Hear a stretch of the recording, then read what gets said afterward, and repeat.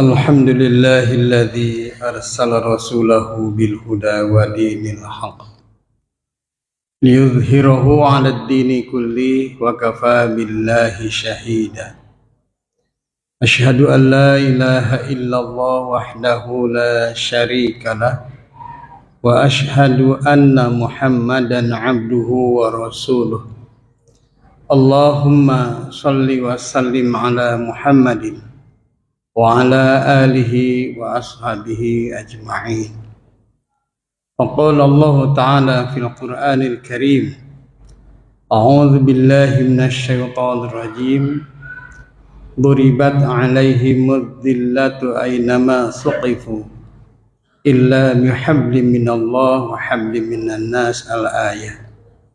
صدق الله العظيم. معاشرال muslimin rahimakumullah.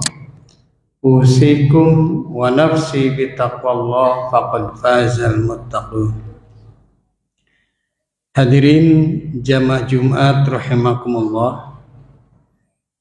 Pada pembukaan khutbah, khatib membacakan firman Allah dalam surat Ali Imran ayat 112 yang artinya mereka diliputi kehinaan di mana saja mereka berada, kecuali jika mereka berpegang pada tali Allah dan tali perjanjian dengan sesama manusia. Duribat alaihim mudhillatu aynama suqifu illa bihablim minallah wa hablim minan nas. Hadirin, ketika manusia lepas dari hubungan dengan Allah dan hubungan dengan sesama manusia, maka yang akan diterima adalah kehinaan. Hina dalam arti tidak punya nilai, baik di hadapan Allah maupun di hadapan manusia, bahkan direndahkan oleh Allah dan direndahkan oleh sesama manusia. Untuk memiliki nilai di hadapan Allah, maka caranya adalah berzikir kepada Allah. Adapun untuk memiliki nilai di hadapan manusia, maka dalam menjalani kehidupan ini harus memiliki 4 sifat sebagaimana yang dicontohkan Rasulullah. 1, sidik, yaitu benar. 2, amanah, yaitu selalu menepati janji.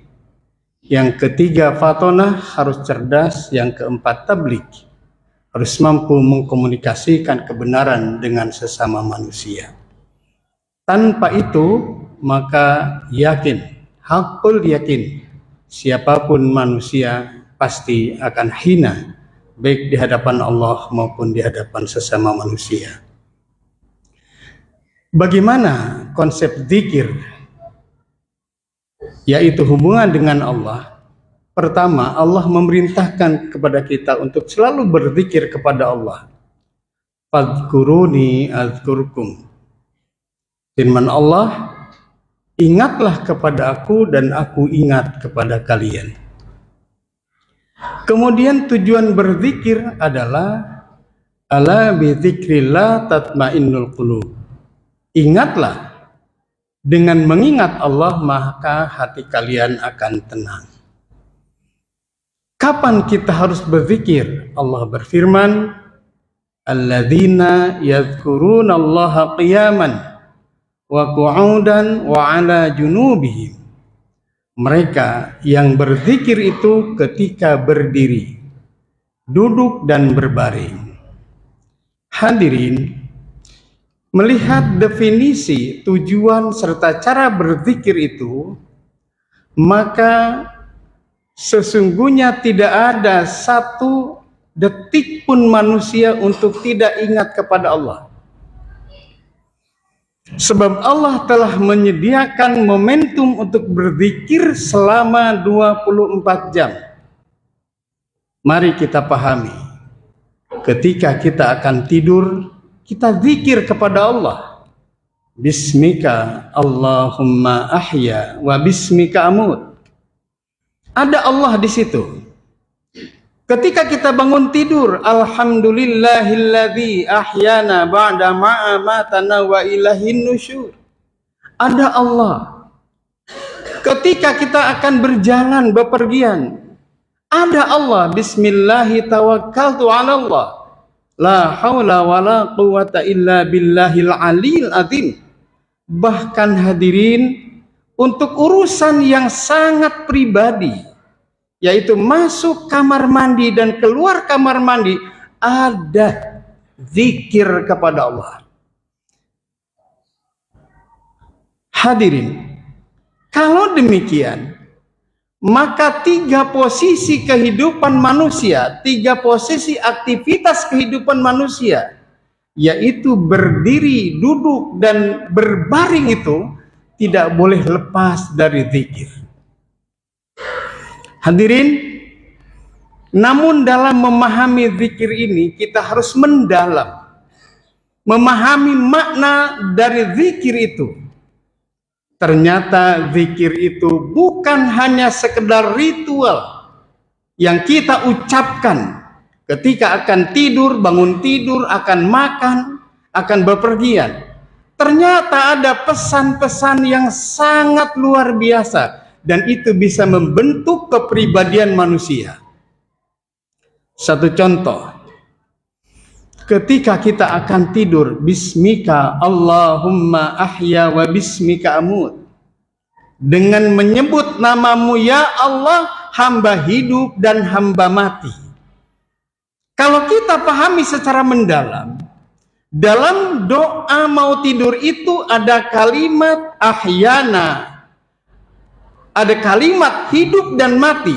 Bismika Allahumma ahya wa bismika amut. Berarti tidur adalah hakikatnya jalan menuju kematian.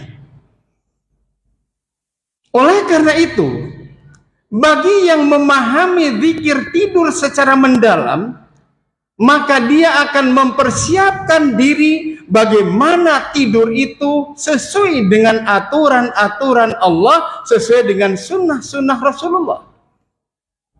Hadirin, dalam sebuah keterangan saya pernah membaca, orang yang tidur diawali dengan berwudu terlebih dahulu, maka rohnya itu akan menghadap kepada Allah, dekat sekali dengan Allah. Adapun yang tidak punya wudu itu jauh dari Allah. Apalagi yang tidur setelah berbuat maksiat, itu bukan hanya jauh, tapi sangat-sangat jauh dengan Allah. Maka bagi yang memahami zikir tidur itu, pasti akan ditanamkan dalam pikirannya, ya Allah, jangan-jangan tidur saya pada malam ini adalah akhir dari perjalanan hidup saya, dan nanti tidak akan bangun lagi, alias wafat. Hadirin, kalau kita lihat apakah benar bahwa tidur itu adalah jalan kematian, bisa kita lihat dalam surat Az-Zumar ayat 42. A'udzubillahi minasyaitonirrajim. Allahu yatawaffal anfusa hina mautiha wallati lam tamut fi manamiha fayumsikul lati qada 'alaihal mauta wa yursilul ukhra ila ajalim musamma. Allah memegang nyawa seseorang pada saat kematiannya dan nyawa seseorang yang belum mati ketika dia tidur. Maka dia tahan nyawa orang yang telah dia tetapkan kematiannya, dan dia lepaskan nyawa yang lain sampai batas yang ditentukan. Ayat ini jelas bahwa Allah akan memegang nyawa kita ketika kita tidur. Dan apabila batas waktu usia kita pada saat tidur itu adalah sampai atau sudah tiba, maka kita tidak bisa hidup kembali, alias wafat. Betapa banyak kita menyaksikan berita-berita, membaca berita orang yang sedang tidur kemudian diambil nyawanya oleh Allah. Belum lama kita mendengar peristiwa Allahu yarham Marissa Haque. Beliau wafat ketika dia tidur. Suaminya tidak tahu bahwa pada malam itu adalah malam terakhir kebersamaannya dengan Marissa Haque almarhumah. Begitu juga kita. Maka ketika kita akan tidur, coba zikir kematian, bukan hanya kita baca, tetapi kita pahami, ini jangan-jangan adalah akhir dari perjalanan hidup hamba. Doa makan atau zikir makan. Allahumma barik lana fima razaqtana wa qina adzabannar. Itu adalah doa yang senantiasa kita baca dari mulai kecil sampai saat ini. Tapi mungkin masih ada yang belum paham apa makna zikir di balik doa makan itu. Allahumma, ya Allah, barik lana, berkahilah kami dengan rizki yang kau berikan kepada kami. Dan jagalah kami dari api neraka. Apa maknanya? Kenapa dalam doa makan itu ada dan jagalah kami dari api neraka? Apakah dalam piring kita ada api? Tidak. Berarti dalam doa makan itu ada pesan. Jangan sekali-kali kamu menyantap makanan yang bukan dari hak kamu. Maka mohon kepada orang-orang yang dengan gampang menggunakan uang rakyat, korupsi, manipulasi,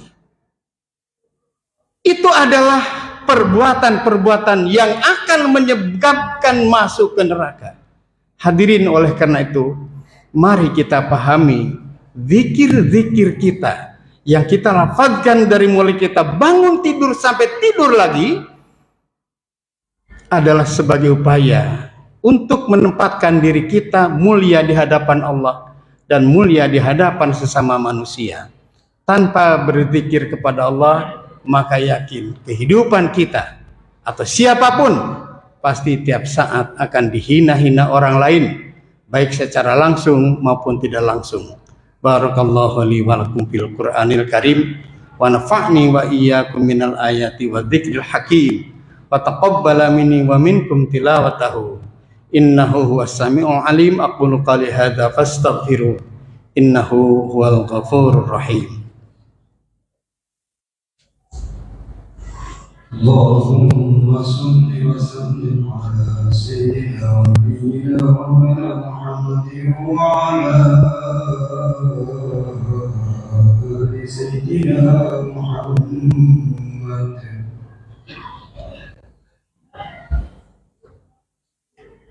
Alhamdulillahilladzi hadana lihadza wa ma kunna linahtadiya laula an hadana Allah. Asyhadu an la ilaha illallah wahdahu la syarika lah wa asyhadu anna Muhammadan abduhu wa rasuluh. Faqala Allah ta'ala fil Qur'anil Karim, a'udzu billahi minasy syaithanir rajim.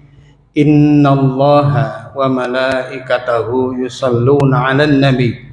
Ya ayyuhalladzina amanu sallu alaihi wa sallimu taslima. Allahumma salli ala Muhammad wa ala ali Muhammad kama sallaita ala Ibrahim wa ali Ibrahim wa barik ala Muhammad wa ali Muhammad kama barakta ala Ibrahim wa ali Ibrahim innaka Hamidum Majid. Amin ya rabbal alamin. Allahumma ighfir lil muslimin wal muslimat wal mu'minin wal mu'minat al ahya'i minhum wal amwat. Allahumma ighfir lana wa li ikhwanina alladhina sabaquna bil iman wa la taj'al fi qulubina ghillan lil ladzina amanu rabbana innaka ra'ufur rahim. Rabbana atina fid dunya hasanah wa fil akhirati hasanah wa qina adzaban nar. Ibadallah, innallaha ya'muru bil 'adli wal ihsan wa ita'i dzil qurba wa yanha 'anil fakhsya'i wal munkari wal baghi ya'idzukum la'allakum tadhakkarun. Wa dzikrullahi akbar. Aqimissalat.